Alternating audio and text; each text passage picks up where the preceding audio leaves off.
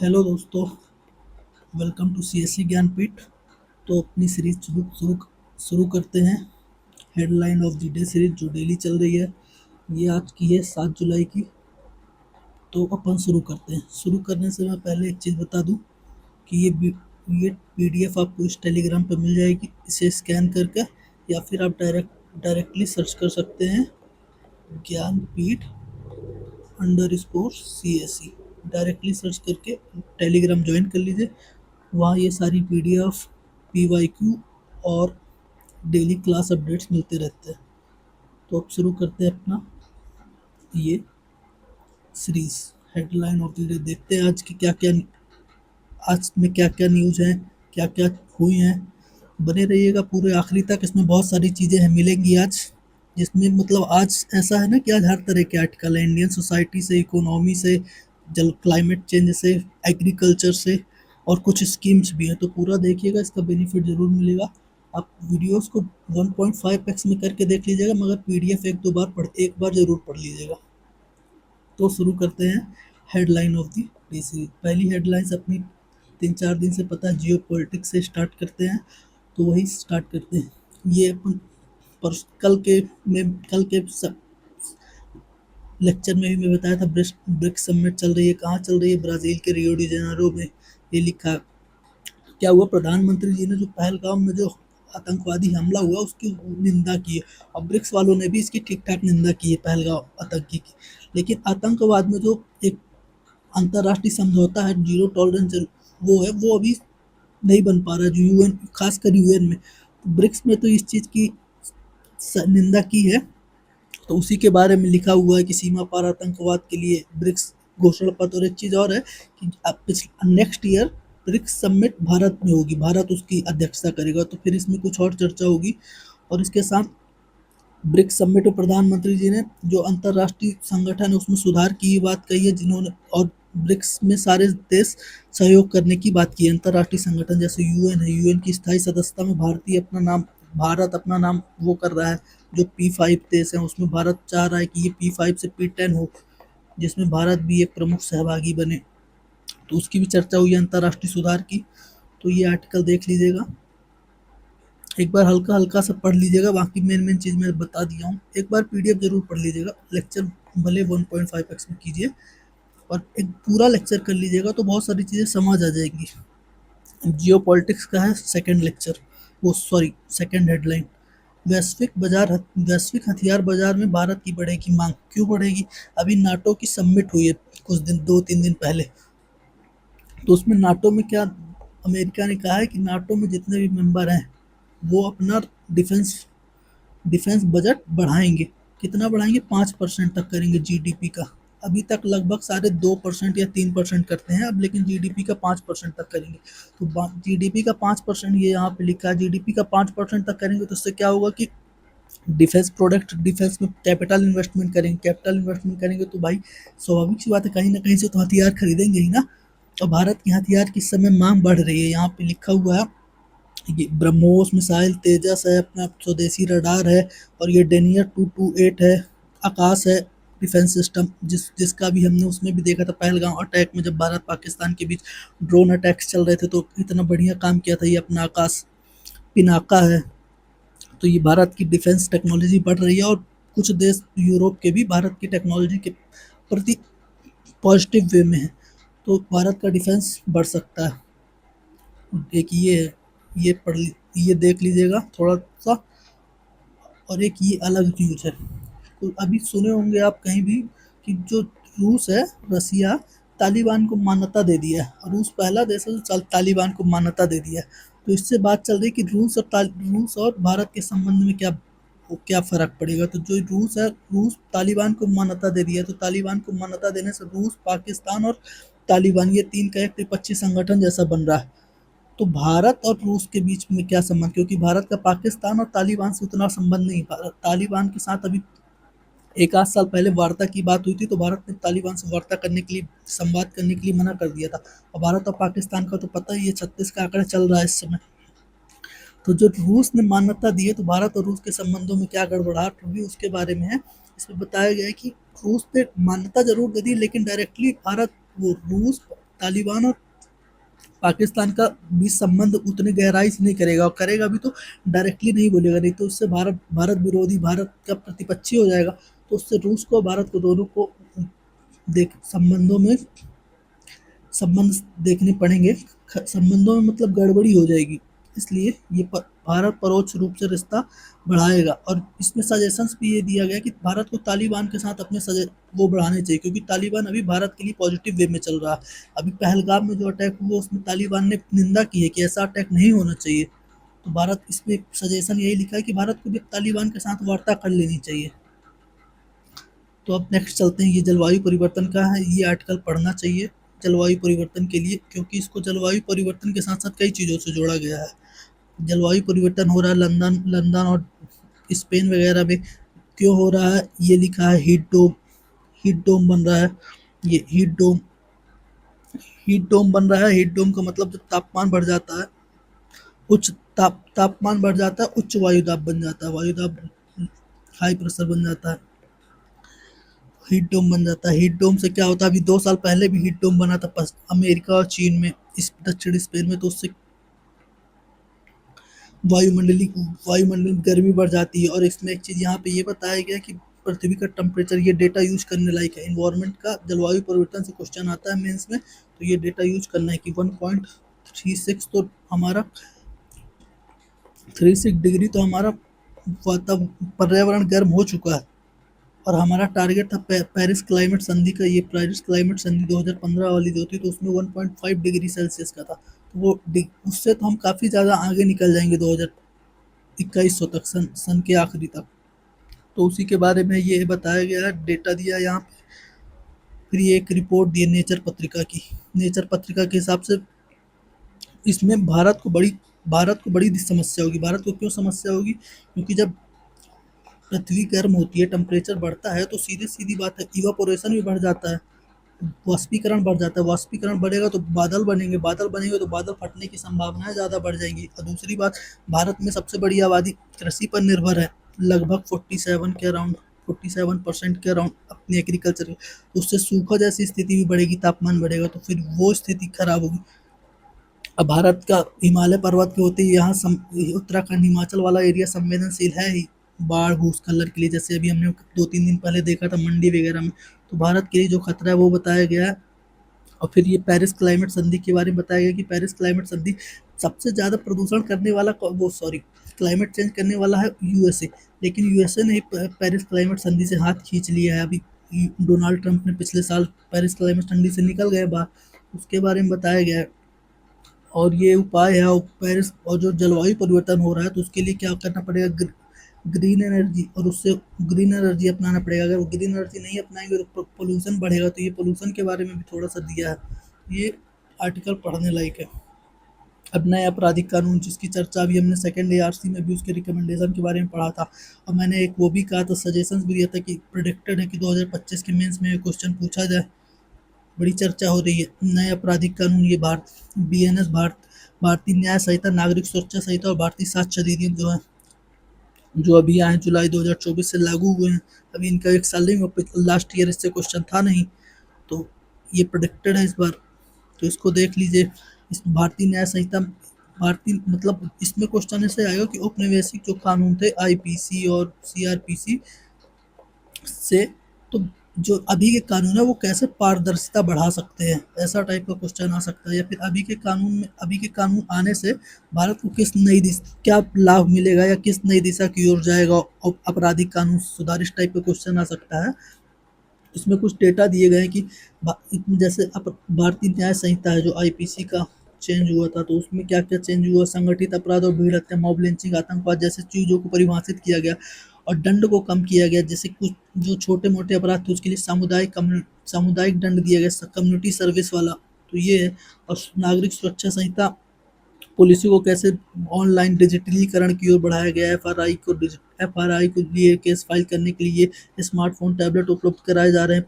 Police स्टेशनों में ये वीडियो कॉन्फ्रेंसिंग कक्ष बनाए जा रहे हैं। तो डिजिटलीकरण को बढ़ाया दिया गया। साक्ष्य अधिनियम के बारे में बताया थोड़ा सा कि कैसे ये ब्लॉकचेन, ये तकनीक का प्रयोग किया जा रहा है। ई साक्ष्य ई साक्ष्य बनाया जा रहा है, जिससे सरल हो रहा है, ई कोर्ट्स बनाए जा रहे हैं। तो ये तकनीक के बारे में, और इसमें कुछ-कुछ चुनौतियाँ भी हैं। क्या चुनौतियाँ बताई गई हैं? इंटरनेट में जो हैकिंग हो जाती है, और देख ही रहे हैं साइबर अटैक, साइबर क्राइम, ये सारी चीज़ें की प्रॉब्लम है। तो उससे उससे हमको बचना पड़ेगा। ये बताया गया, कुछ उपाय भी दिए गए हैं। तो ये एक न्यूज़ पढ़ने वाला उपाय क्या-क्या दिए गए हैं, ये न्यायिक प्रशिक्षण दिशा निर्देश वही है यार, जो हमने उसमें एआरसी में चर्चा की थी ना, कि वही गाइडलाइन दिया जाए, प्रशिक्षण दिया जाए, तकनीक बढ़ाया जाए, तकनीक को सुरक्षित बनाया जाए, वही सारी चीज़ें। जो एआरसी का लेक्चर आप लोग कर लीजिएगा, वो कंपलसरी, वो कर लेंगे तो एक मोटा-मोटा चीज़ें पता चल जाएँगी कि कैसे-कैसे फॉर्मेट बनाना है। उसमें मैंने जो लगभग उसके अभी 4 पार्ट हो गए हैं, तो उसमें काफ़ी चीज़ों का फॉर्मेट समझ आ जाएगा। और सारी चीज़ें जब जब भी आप कोई न्यूज़ आर्टिकल पढ़ेंगे तो फॉर्मेट में ही चीज़ें दिखेंगी। इसमें भी फॉर्मेट वही दिख रहा है, प्रशिक्षण देना, दिशा निर्देश देना, तकनीक को बढ़ाना, ये मोबाइल स्थायी दोनों प्रकार के, जवाबदेहिता तय करना, फॉर्मेट मिल जाएगा। तो ये फिर आप कुछ भी पढ़ेंगे तो आपको समझ आ जाएगा, डायरेक्ट वहीं से इंटरलिंक होगा। तो वो एआरसी वाले लेक्चर्स कर लीजिए। अभी 4 पार्ट हो गए हैं, अभी 2-4 पार्ट और आएँगे अभी। डेली 1 पार्ट आता है, आज भी आएगा। तो अब आगे देखते हैं, ये साइंस एंड टेक का है, जो सबको पता है। जनवरी 2024 में आदित्य L1 गया था हमारा। L1 क्या होता है? उसने कुछ सन की इमेजेस भेजी हैं, सोलर फ्लेम वगैरह की। तो ये है, मैं केवल इसके बारे में बताना चाह रहा था, इसलिए ये आर्टिकल लेके आया हूँ। बाकी इसको एक बार देख लीजिएगा, थोड़ा बहुत है। मैं ये बताना चाह रहा, L1 आदित्य L1 कब गया? 2024 में। कहाँ पे गया? L1 पॉइंट में। L1 पॉइंट क्या होता है? सूर्य और पृथ्वी के बीच में होता है ये L1। यहाँ पे, अरे एक सेकंड, सूर्य, अर्थ, सन, यहाँ पे L1 होता है। L1 जो स्थायी होता है, यहाँ पे गुरुत्वाकर्षण दोनों का बराबर होता है। ये है ना, ये पता है ना सबको। यहाँ पे L2, यहाँ पे L4, यहाँ पे L5, ये ऐसा पूरा चार्ट बनता है। देखा होगा ये वाला इमेज, तो ये याद रखिएगा। ये अभी तक पूछा नहीं है, पर तुमसे पूछ सकता है, ये प्रीलिम्स में काम आएगा। चलिए इसको हटा देते हैं। चलिए इसको हटा दिया जाएगा। अभी अपन आगे चलते हैं। हाँ, ये एक डिबेट वाला है, इकोनॉमी का है। जो इकोनॉमी में इस बार दे रहा होगा या अगली बार देगा, वो बड़ी काम की चीज़ है। भारत, इसमें ये बताया गया, भारत में रोजगार का संकट है, कौशल की कमी है। दोनों चीज में बताया गया ना, कि भारत में रोजगार नहीं है, या फिर लोगों के पास रोजगार पाने की क्षमता नहीं है, उसमें बताया गया। तो यहाँ पे कुछ डेटा दिए गए कि भारत में जैसे सबसे बड़ा सेवा सेक्टर है। सेवा सेक्टर में इसमें एक एग्जाम्पल भी दिया हुआ, इसको आप पढ़ेंगे तो समझ में आएगा। पता नहीं एग्जाम्पल कहाँ पे लिखा है, वो पढ़ेंगे तो समझ आ जाएगा। एग्जाम्पल दिया एप्पल कंपनी का, कि एप्पल कंपनी चाइना से उठ के तमिलनाडु में अपना बोर्ड वो तो लगाई है प्लांट, लेकिन भारत में उपलब्ध वही नहीं मिल रहे हैं, कौशल युक्त वर्कर ही नहीं मिल रहे हैं। तो उसको अपना वर्कर ताइवान और ताइवान और विदेशों से बुलाना पड़ रहा है कि काम हो सके। तो भारत में समस्या एक कौशल की भी है। इंजीनियर्स है, बहुत सारे इंजीनियर्स, ये लिखा 60% इंजीनियर करते तो हैं, लेकिन उनके पास उतनी प्लेसमेंट उतनी वही नहीं रहती है। देख, यहाँ पे भी लिखा है 40 करोड़ लोग प्रशिक्षण देना था, लेकिन 2022 तक प्रधानमंत्री कौशल विकास योजना के तहत नहीं हो सका। 2022 तक कौशल विकास योजना में 40 करोड़ का लक्ष्य रखा था, लेकिन वो पूरा नहीं हो सका। एक यहाँ पे भी हर ये सारे डेटा वहीं पे, कि हमारे पास रोजगार तो है, लेकिन कौशल ही नहीं मिल पा रहा है। तो ये उस इधर साइड झुका हुआ आर्टिकल है, कि कौशल देना चाहिए। ये आर्टिकल देख लीजिएगा। यहाँ पे आर्थिक सर्वेक्षण, इकोनॉमी सर्वे का डेटा लिखा हुआ है, ये देख लीजिए। ये जब पीडीएफ जाएगी तो इसकी क्वालिटी सही हो जाएगी। आर्थिक सर्वेक्षण 2024-25 के अनुसार भारत में 2030 तक सालाना 78.5 लाख गैर कृषि रोजगार सृजित करने की आवश्यकता है। ये देखिए यहाँ पे भी लिखा है। तो ये रोजगार, गैर कृषि कार्य में रोजगार कैसे सृजित होंगे? गैर कृषि कार्य में रोजगार तो कौशल बढ़ाना पड़ेगा ना। और दूसरी चीज़ यहाँ इस चीज़ में बताया गया कि आपको अब डिजिटलीकरण के लिए सेवा देना चाहिए। मतलब ये न्यूज़ पढ़ने वाली थी, एक बार देख लीजिएगा। ये राष्ट्रीय शिक्षा नीति की भी चर्चा की गई है, और यहाँ पे डेटा दिए गए हैं कुछ-कुछ। इनमें से कुछ-कुछ डेटा याद रखिएगा, सारे डेटा याद रखने का काम नहीं है। मेंस में 1-2 डेटा, 2-4 डेटा एक क्वेश्चन में लिख दिए, या फिर 1-2 डेटा इंट्रोडक्शन में आ गए, इनफ होता है। एकदम डेटा की दुकान नहीं बनना है, काम चल जाता है। लेकिन हाँ, ऐसा भी नहीं होना चाहिए कि आपके पास बिल्कुल डेटा नहीं है। एक तो डेटा यहाँ से निकाल सकते हैं, जैसे ये 5 लाख से अधिक नौकरियाँ उपलब्ध थी एआई और डेटा साइंस में, लेकिन 51% पदों पर ही मिल पाया योग्य उम्मीदवार। हमारे पास 5 लाख नौकरियाँ तो थी एआई में, लेकिन अभी यहाँ तक 2.5 लाख मतलब 2,60,000 के आसपास ही लोग मिल पाए, 51% ही मिल पाए, क्योंकि योग बाकियों के लिए 49% तो योग्यता ही नहीं, कौशल नहीं है। तो ऐसे एक दो डेटा याद कर लीजिएगा, काम चल जाएगा मेंस का। यदि अभी 2025 में दे रहे हैं तो ये कुछ कुछ याद कर लीजिएगा। अगर 26 में दे रहे हैं तो इन डेटा में एक डायरी में लिख लीजिए डेटा की, एक बना लीजिए डायरी जिसमें डेटा डेटा लिख लिया करिए कि इसके अनुसार से ये डेटा, ये बहुत काम की डायरी आएगी। नहीं तो फिर बाद में जब मेंस देना होगा ना तो फिर डेटा नहीं मिलते कि डेटा कहाँ से कोट करे, क्या कोट करे। थोड़ा थोड़ा उसको डेटा को लिखते चलिए। बाकी प्रीलिम्स में डेटा काम नहीं आते हैं। अब आते हैं दो स्कीम्स चर्चे में थी। एक थी पीएम श्री और एक make in India. Make in India क्यों चर्चा में थी? जो हमने बताया था कि यूएस और भारत के बीच ट्रेड वो होने वाला एग्रीमेंट, ट्रेड एग्रीमेंट ना हो पाने का कारण क्या फंसा हुआ? GM crops. अमेरिका चाहता है कि भारत अपना बाजार खोल दे जीएम क्रॉप्स के लिए। इसके लिए ये आर्टिकल भी है, इंग्लिश में अशोक गुलाटी सर का है। तो अभी मैंने भी इसको पूरा ठीक से नहीं पढ़ा, लेकिन इसके की पॉइंट्स मैंने देख लिए हैं, उसी बेस से बता रहा हूँ कि अमेरिका चाहता है कि भारत अपना जीएम क्रॉप्स के लिए व्यापार खोल दे, लेकिन भारत खोलता नहीं। भारत में अभी तक केवल एक जीएम क्रॉप्स बनती है, वो मतलब उगाई जाती है जीएम, वो है बीटी कॉटन।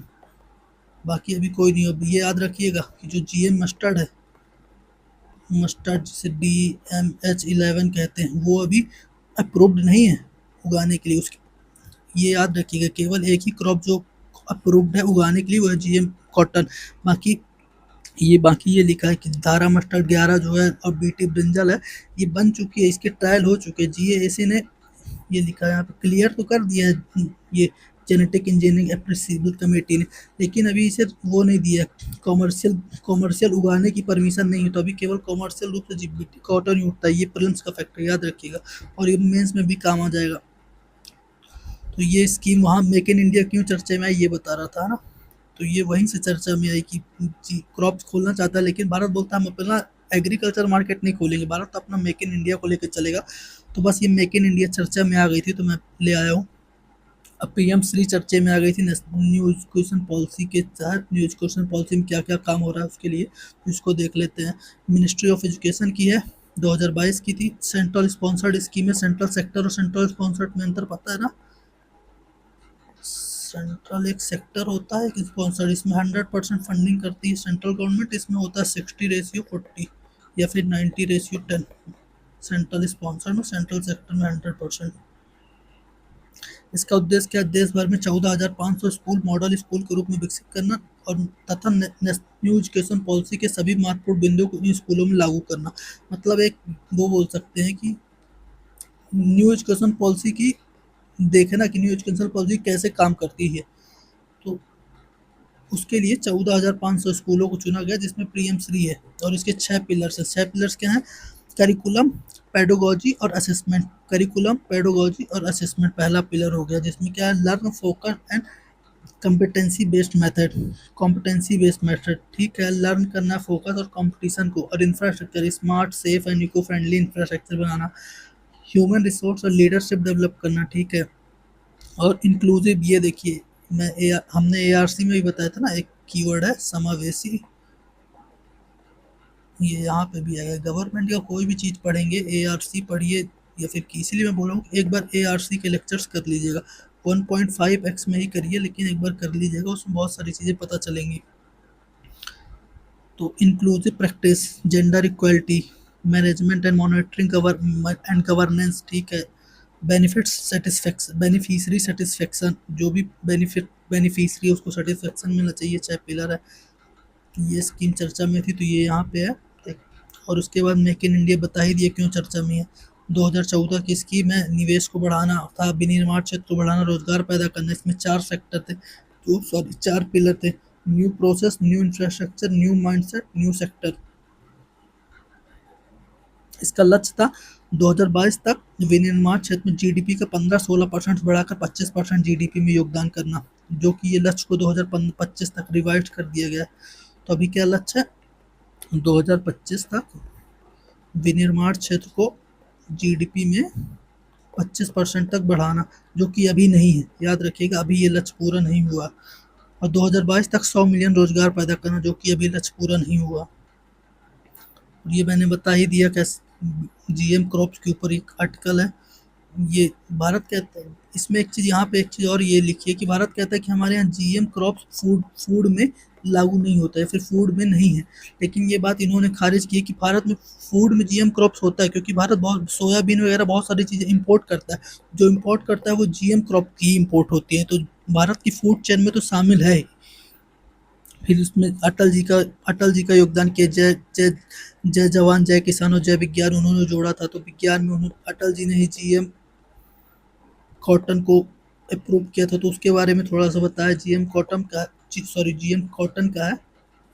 और दारा मस्टर्ड अपना 11, और ये बेटी ब्रिंजल के बारे में यहाँ पे थोड़ा सा लिखा है। और यहाँ पे थोड़ा इसका थोड़ा वे फॉरवर्ड लिखा हुआ है। क्या वे फॉरवर्ड लिखा हुआ है और इसमें खुद, अगर ऐसा क्वेश्चन है तो खुद से वे फॉरवर्ड देने का, अनुसंधान के साथ जीएम क्रॉप को बढ़ाया जाना चाहिए। पूर्ण अनुसंधान के साथ, अनुसंधान अगर पूर्ण होगा तो जीएम क्रॉप को बढ़ाना चाहिए। क्यों बढ़ाना चाहिए? यहाँ पे इन्होंने डेटा दे रखा है कि जीएम क्रॉप बढ़ाने से प्रोडक्टिविटी बढ़ती है। जब कभी एग्रीकल्चर का क्वेश्चन लिखना हो, तो एग्रीकल्चर में उपाय लिखना हो तो सीधे लिखना चाहिए कि जीएम क्रॉप्स को बढ़ाया जाना चाहिए। पूर्ण अनुसंधान के साथ जीएम क्रॉप्स को बढ़ाया जाना चाहिए। क्यों बढ़ाना चाहिए? प्रोडक्टिविटी बढ़ती है। यहाँ से डेटा लिख सकते हैं। यहाँ पे डेटा लिखा हुआ है, इन्होंने एक डेटा दिया है।